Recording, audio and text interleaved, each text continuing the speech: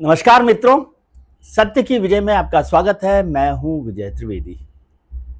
Supreme court में 3 घंटे तक सुनवाई चली बिहार के इलेक्टोरल रूल्स को लेकर और उस पर तमाम तरीके की बहस हुई। एक साझा बहस हुई जब सुप्रीम कोर्ट ने सभी लोगों को सुना, शिकायतकर्ताओं को सुना, चुनाव आयोग को सुना और अपनी अपनी बात उन लोगों ने रखी।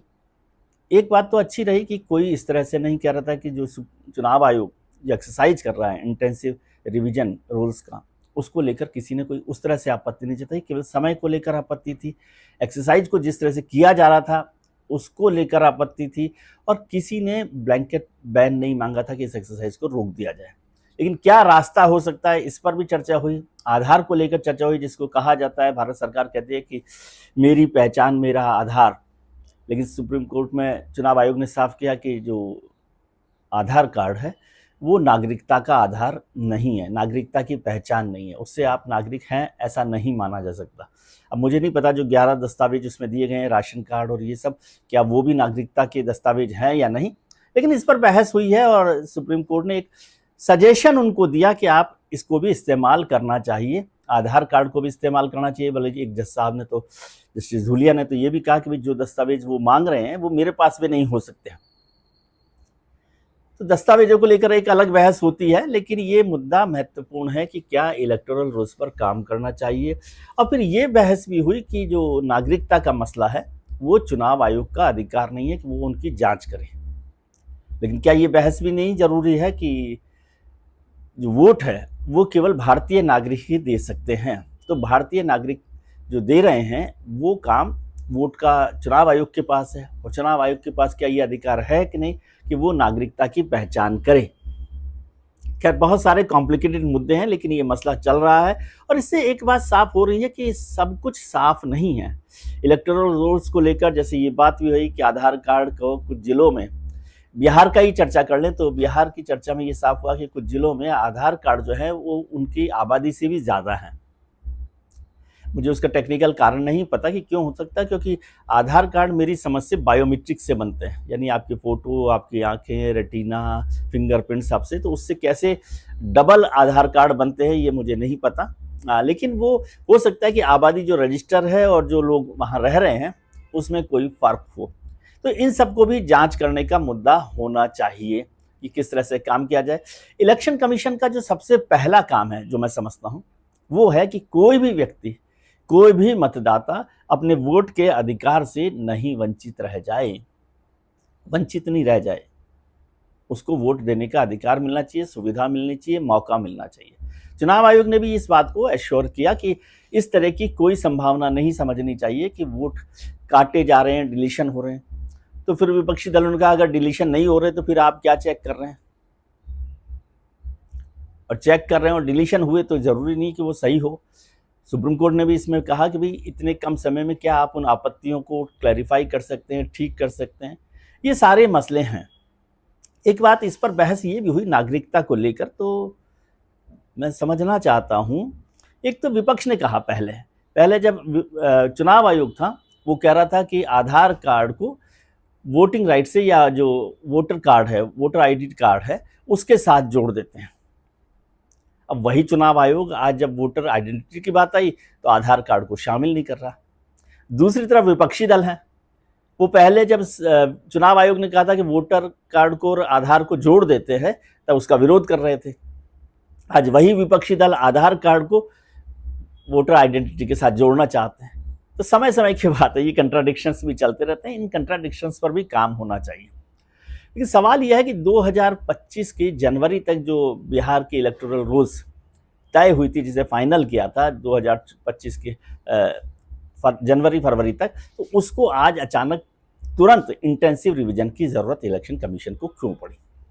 और यदि इंटेंसिव रिवीजन करना है, पूरे देश भर में करवा लें, अभी 2029 के आम चुनाव होने वाले हैं, तो उसको सभी राज्यों में अलग अलग स्तर पर करना हो या एक साथ करना हो, उसको किया जा सकता है। एक साथ भी किया जा सकता है, क्योंकि अलग अलग राज्यों में वहाँ के जो चुनाव के ऑफिसेज हैं, राज्य चुनाव अधिकारी हैं, वो इस काम को देखते हैं। सेंट्रल इलेक्शन कमीशन तो मेरे ख्याल से उस पर नहीं देखेगा, तो वो उस काम को वहाँ करवाया जा सकता है। अभी बिहार की चर्चा हो रही थी, लेकिन तभी दिल्ली के एक बड़े अखबार दैनिक भास्कर, उसमें आज एक रिपोर्ट छपी है। जिसमें कहा गया कि मध्य प्रदेश में भी इलेक्टोरल रोल्स में फर्जीवाड़ा पाया गया है। उन्होंने कहा करीब 1600 कुछ घर हैं जहां पर वोटर्स जो हैं एक एक घर में 100 वोटर्स का नाम दर्ज है, और 7,000 मेरे ख्याल से अंदाजन उन्होंने लिखा है, 6,000-7,000, जहां पर 11 से 20 वोटर्स एक घर में हैं। और उसमें भी जो घरों का चर्चा की गई है उसमें से काफ़ी घर सिटीज़ में हैं, नगरीय क्षेत्रों में हैं, केवल गांवों में ही नहीं है कि गांवों में इस तरह से कोई घटना हो रही है। और ये मसला तब आया जब वहां बाई इलेक्शंस को लेकर इलेक्टोरल रोल्स को चेक किया जा रहा था। तो इसका मतलब ये तो है ही कि कुछ ना कुछ गड़बड़ झाला चल रहा है। वो सीआईडी का जो डायलॉग है ना, वैसा का वैसा है कि दया कुछ तो गड़बड़ है। तो इस गड़बड़ को खत्म करना चाहिए, और मैं समझता हूं कि इलेक्शन कमीशन के साथ साथ जो हमारे राजनीतिक दल हैं उनको भी उसका साथ देना चाहिए, चुनाव आयोग का। बल्कि अभी भी हो सकता था कि जो बिहार का मसला हो रहा है उसमें सभी चुनाव के साथ में जो जुड़े हुए राजनीतिक दल हैं, अभी तो चुनाव हो नहीं रहे, वो चुनाव आयोग का साथ देते और कहते कि हम इस इलेक्टोरल रोल्स को क्लीन करने का काम, रिवीजन करने में आपकी मदद करेंगे। जो हमारे कार्यकर्ता हैं, जो हमारे पोलिंग एजेंट हो सकते हैं, वो सारे लोग उसमें मिलकर काम करें और खड़े रहें कि यदि आपके मतदाता का वोट वहाँ पर कट रहा है तो इस पर वहाँ पर अपील की जा सकती है, एक्शन लिया जा सकता है, उस पर कार्रवाई की जा सकती है, उसकी शिकायत की जा सकती है। ये सब काम करना चाहिए। आदतन मोटे तौर पे हम लोग किसी भी अच्छे काम को विरोध करते हैं। तो फिर एक कहानी मुझे याद आती है कि एक साइंटिस्ट जो है पानी का जहाज बना रहे थे और उन्होंने जहाज को तैयार होने के बाद पानी में डाला। तो बहुत सारे लोग जो होते हैं उन्होंने कहा कि ये तो जहाज चलेगा नहीं, ये क्या तमाशा कर रखा है, ये क्या मोटर चलाई है जो चलेगी नहीं किसी हालत में। 3-4 बार कोशिश की, आप जानते हैं शुरू में मुश्किल होती है, तो 3-4 बार कोशिश की, वो नहीं चल रहा था, तो वो लोग हंस रहे थे कि देखा हमने कहा था कि ये नहीं चलेगी।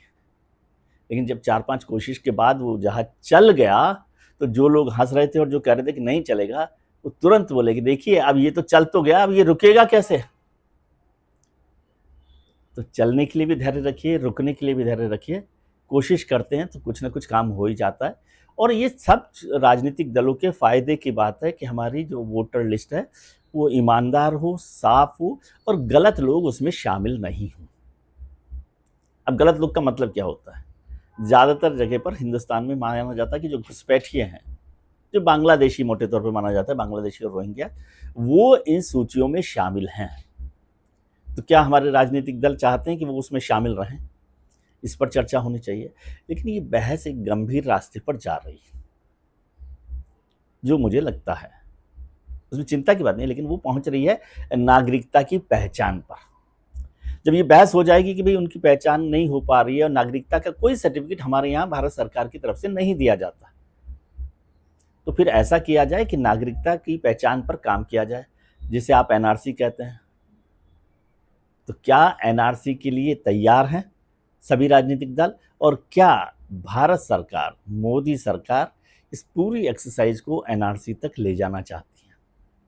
आपको याद होगा 2014 से ही, और भारतीय जनता पार्टी का तो शुरू से ही एजेंडा रहा है कि एनआरसी होना चाहिए, सीएए होना चाहिए, जिसको लेकर काफ़ी विवाद हुआ। असम में भी काफ़ी चर्चा हुई और फिर वो उसको विड्रॉ किया गया या ठंडे बस्ते में डाल दिया गया, जो भी आप कहें।